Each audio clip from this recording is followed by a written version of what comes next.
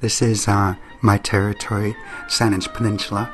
The peninsula is named after us as a people, and so the name of that territory is wrong. It's named after us. And I would just like to tell you guys about our flood story that we have down there.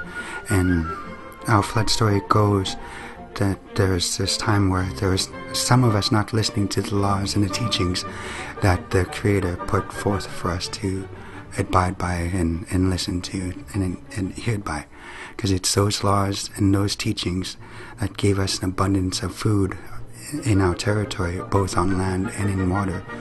And because of that fact that some of us weren't listening to his teachings, he said he was going to cause a flood and wipe out those ones that aren't listening. And those that are listening, heed this warning now and do 3 things. Prepare and dry a bunch of food. Weave 3 different lengths of cedar rope. And the 3rd one was to always make sure that children are near the canoes at all times, so that when it's actually time to go, you can go. And the 3 different lengths of the cedar rope was for 3 different uses.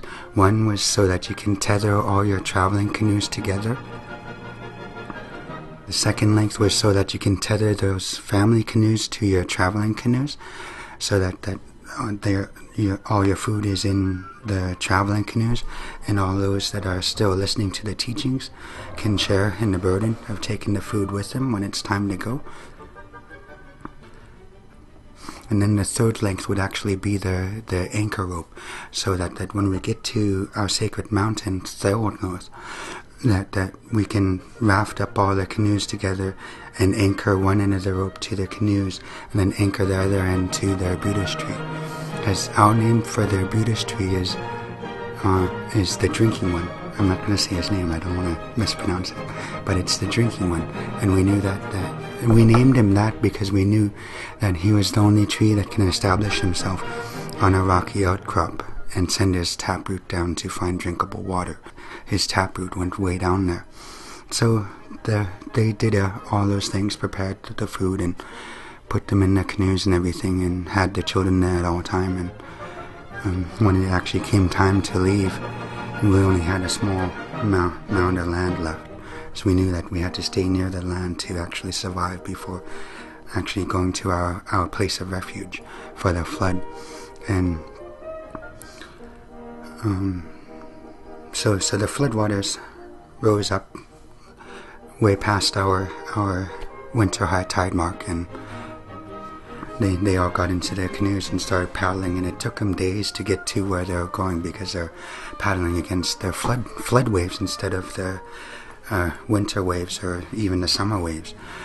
So it took them a few days to get there, and then in that message that the Creator sent to us, he said that as you guys are starting to approach where you're going to take refuge during this flood, you guys will notice what looks like to be 2 arms being held open on the horizon. And as you guys paddle closer and closer to it, you guys will come to realize that it's the arbutus tree, and we want you to anchor to that arbutus tree. So the floodwaters kept going, and it passed the ground, so all we could see underneath the water was the top of the tree. And then water kept going higher and higher, and then we couldn't even see the top of the tree anymore. And the rope kept going down and down until there was about 1.5 meters to 2 meters left of that cedar rope. And by that time, my ancestors were getting a little worried that they didn't quite prepare enough to survive the winter. But by that time, though, or the flood, I should say, the flood had already peaked and was starting to recede. And then the arbutus tree showed itself. And then that small plot of land just underneath the arbutus tree that we anchored to showed itself from underneath the water. And somebody in our canoes jumped up and said, look, they're all north. Because that's our name for that mountain, place of refuge. And so the floodwaters went back to the summertime tide marks. And our chief in council at that time said, there's 2 things we need to do now. We need to name ourselves as a people, and we need to do something to honor this tree. So one council member stood up and he said, well, why don't we name ourselves WASANEC people to remind ourselves that we survived this flood? So when you translate WASANEC into English, it translates to the emerging people, as we emerged from the flood. And the chief said, well, okay, that's done now. Now we need to do something to honor this tree.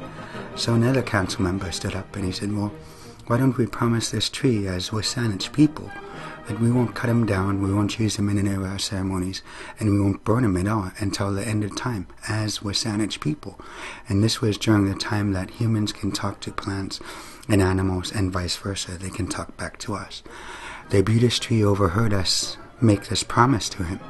And he said, well, if you WASANEC people make me this promise, I'll take on this peeling of my bark where your cedar rope was tied to me, and I'll take on that characteristic throughout my whole body, so that you know that it was me that you made that promise to, and it was I that was the one that was here that saved you. And that's why to this day, no WASANEC person cuts him down, burns him, or uses him in any of our ceremonies.